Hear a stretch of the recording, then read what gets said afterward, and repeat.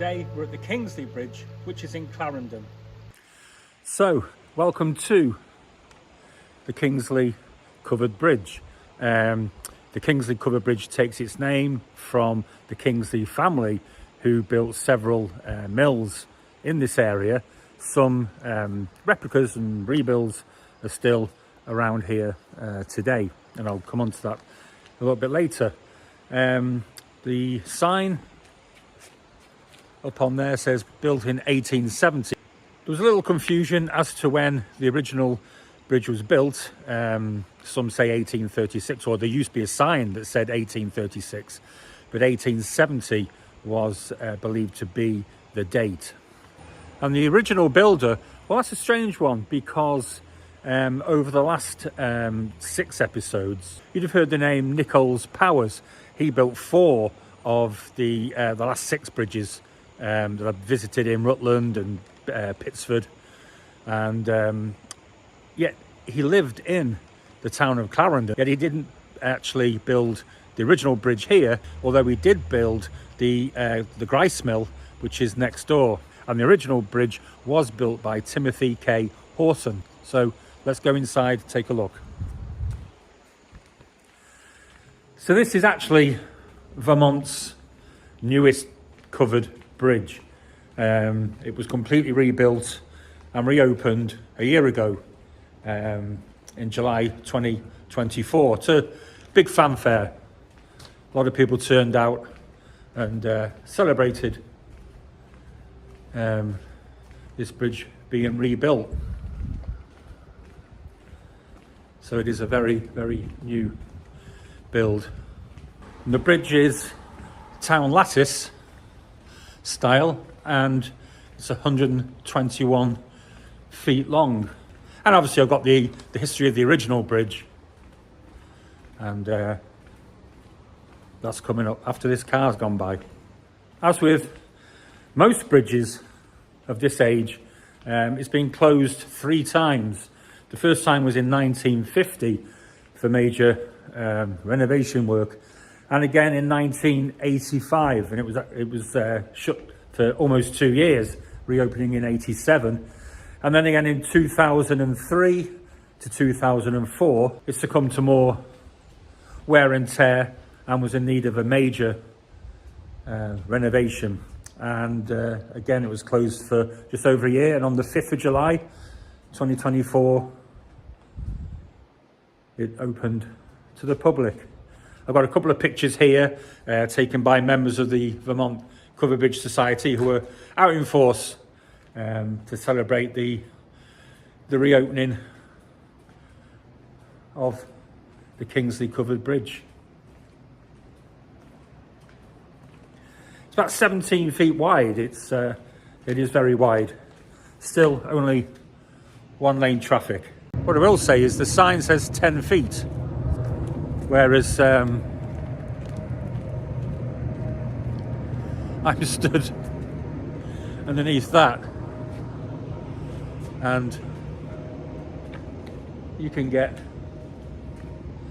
way more.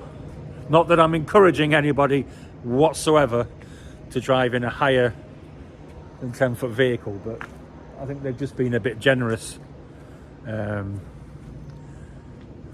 the measurements there to protect themselves. So what else can we do when we're here? Well, as ever, I need to find my way down there. The banks are very steep, and I think I've spotted a way to get down there without getting on anybody's land, and also doing it in a safe way. The river's very shallow. We've had a very dry period here, but I'm going to put my waders on purely because the boots offer way more protection against the rocks and on the rocks than these sandals that I'm wearing. So I'll get the waders on, and I'll meet you underneath.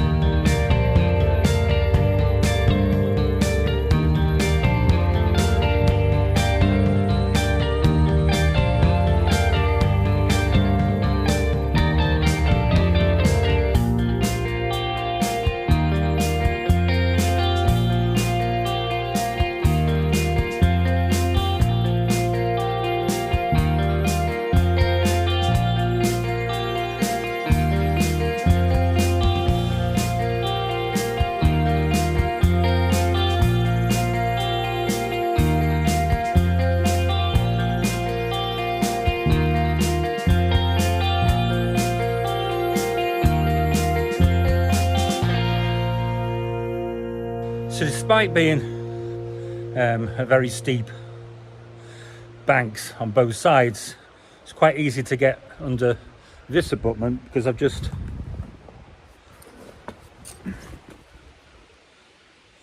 come down here, whereas on the other side you can see it's well, they haven't got this natural rock face that I can stand on and hopefully get down in one piece. But yeah, so pure concrete on both sides, but as I said, this side is on natural rock, which when I get to the bottom I can show you better. So I'm just going to hopefully attempt to go down that way and make my way to the bottom. So I made it down from there. As you can see, the natural rock with the abutment just sitting nicely on top of it compared to the sheer drop of that one.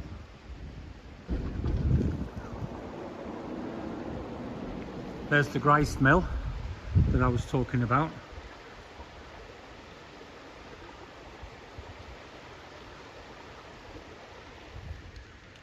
And the beautiful shot from downstream. Now, I must check the statistics on this, because I know we went to the Chiselville Bridge in episode 7, and that's 40 feet above the bed, and that's the second highest elevated bridge in Vermont. We haven't been to the highest one yet, which is 41 feet, but this must be pushing it somehow. So I'll get the stats out on that one.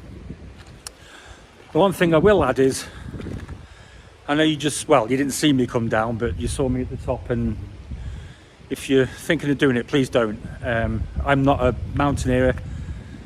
I'm not even a mountain goat.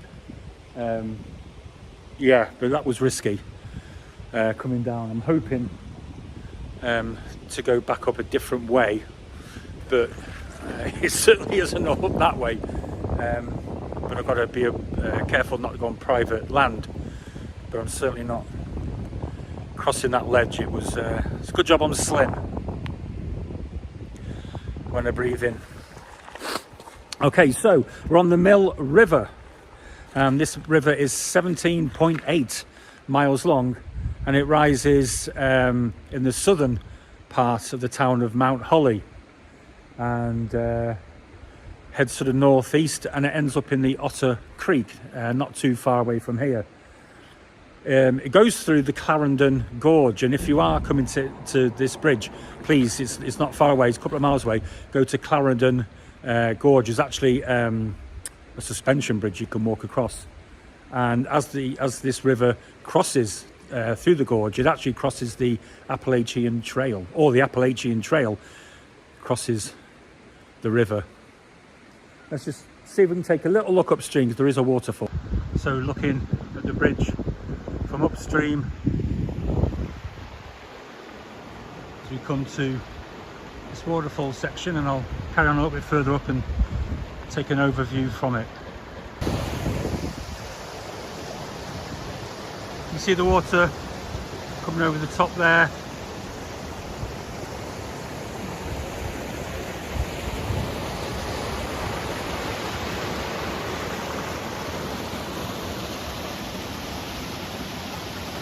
And on this way under the bridge, again a lovely close-up of the grist mill. So the mill behind me is actually an Airbnb, so you can come down for a weekend, a longer stay, and you can actually stay in there and have your breakfast on the balcony overlooking the waterfall and the bridge further down. I'd like to do that. So just another final shot from top of the waterfall. I could go further up, but I've got a few other bridges to film today.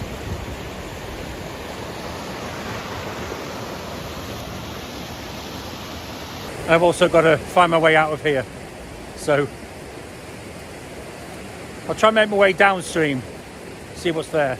And the view from downstream with the bridge in all its glory.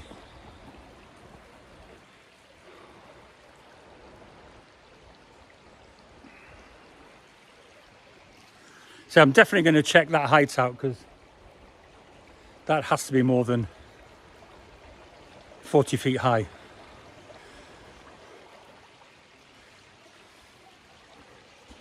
So it's time for me to leave the river. I'm definitely not going back up that way. And I know it's hypocritical because I did it, but please don't do it.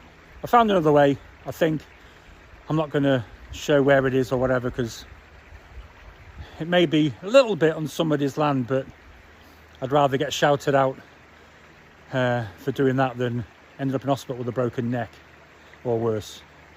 So I'll see you up top. So I made it up, and it was a lot safer way. May have encroached that much on a bit of private land, but I'm giving him a plug. So the safest way is go and hire a couple of nights in the rice mill, and hoping that this advert will clear me of any charges of trespassing. It was only that much.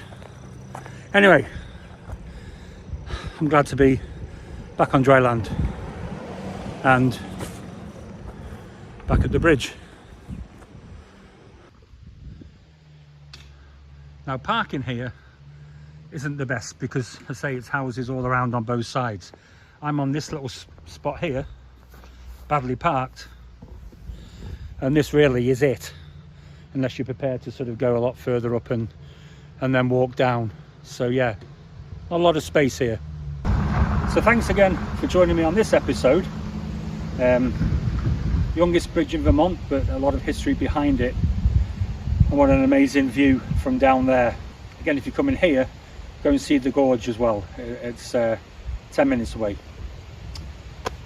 Thanks again to Vermont Covered Bridge Society for their help and support. I'll see you next week in another episode.